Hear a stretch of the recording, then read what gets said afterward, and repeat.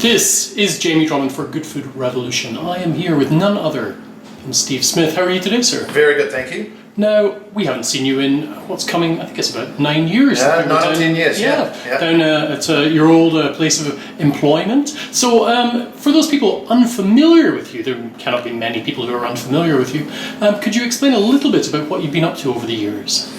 Yeah, so I guess born and bred New Zealander. I was sort of 10 years as an academic viticulturalist and then worked for Villa Maria and then had the great fortune to co-found Craigie Range in 1999 and was CEO at Craigie Range until 2015. Did my Master of Wine on the way and then started my new project in 2015 with Brian Sheth. So we're putting a collection of fine wine estates together as one business. So it's a fantastic project. Now this project is, yes, quite fascinating. We just tasted through a number of your wines. Would you mind breaking it down into its separate components for us? Yeah, so the idea is to keep the identity of the different properties and estates separate, but to put them together in a collection to be run as one business. So the three properties are Pyramid Valley Vineyards, which is a wonderful estate in North Canterbury, quite famous for Pinot Noir and Chardonnay from these limestone clay soils that are quite unique to the place. Loburn Ferry, which is a property in central Otago that has a fantastic reputation for Pinot Noir, just outside the township of Cromwell, on these amazing soils with quite a lot of pedagogic lime in them. And then the third estate is a fine wine negotiate business that Brian and I started together, where we source parcels of grapes from some fantastic old vines in different parts of New Zealand and bottle them together under our Smith & Sheth Cru label. Now, this particular business model is one that has been executed rather successfully in Europe. Why did you feel that this was the way to go forward?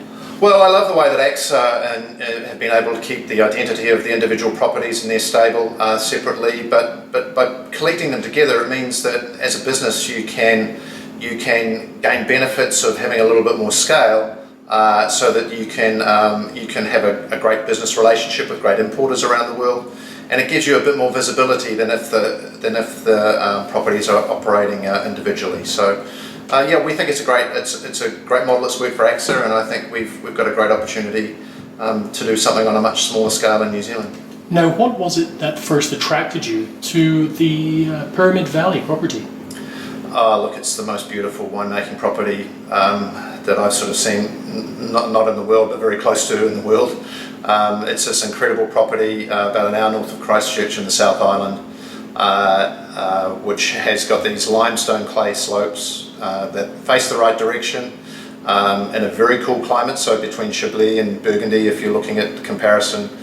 And Mike and Claudia Wessing had planted this vineyard in 2002, made some terrific wines from the vineyard over that period. And you know, the 88 hectare property has many other parcels that can be planted. So, you know, I have a rule that when you buy a vineyard property, that you only ever make that decision after you've seen it on a bad day, not a great day. I've visited Pyramid Valley 10 or 15 times before we purchased it, including on many bad days, and it's still looked spectacular. So it's just a very special property. Now, I believe that you said that many of the best sites there hadn't actually been planted to vines yet. Yeah, so when Mike and Claudia planted these parcels, they planted parcels with very high density plantings with clones and different types of plantings to understand what the property could do. Because they did it that way, because then when they got to plant these best slopes, they would have understood what the first phase was about, so they could then plant the best slope. So we now get the great privilege of being able to take 15 years worth of experience that they've had on the property and using that to plant the new parcels. And how important is that biodynamic heritage that they had kind of instilled in the property?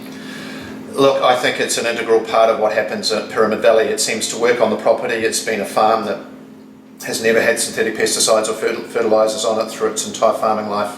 So it's got an amazing a natural heritage of production. So what they've done on the property absolutely works on the property. So you know, we want to continue that heritage.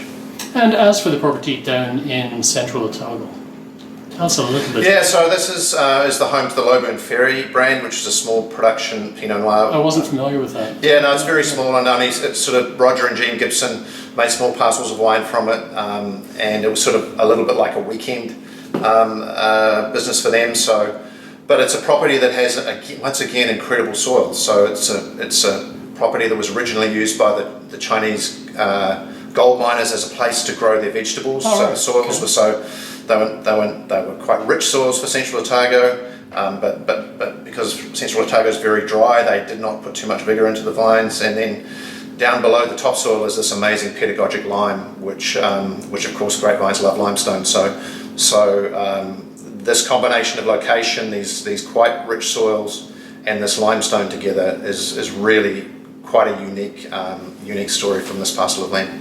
And with the Negociant business, how do you see that as differing from other people who do similar things? Well, I think the proposition for the Negociant business is around the idea of cru. So cru means vineyards of exceptional quality. So there's a number of other wine brands around where they're bought from bought-in grapes and all that sort of stuff.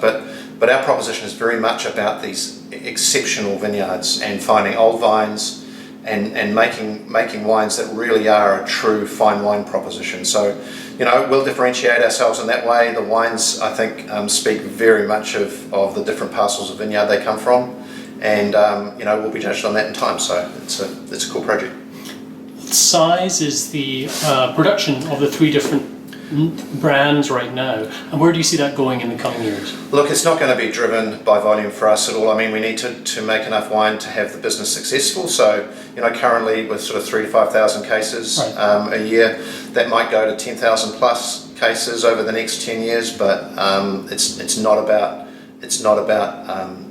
growing volume. It's more about really making sure these wines show that New Zealand can be a true fine wine country.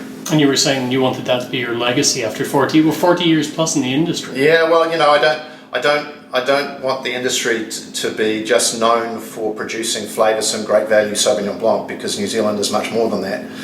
There's a number of fantastic producers that on their own rights have shown that we can produce great Chardonnay, Pinot Noir and Syrah, and we want to be part of continuing to tell that story and have a legacy that New Zealand is absolutely regarded as one of the world's great fine wine countries, not just a home for flavoursome Sauvignon Blanc.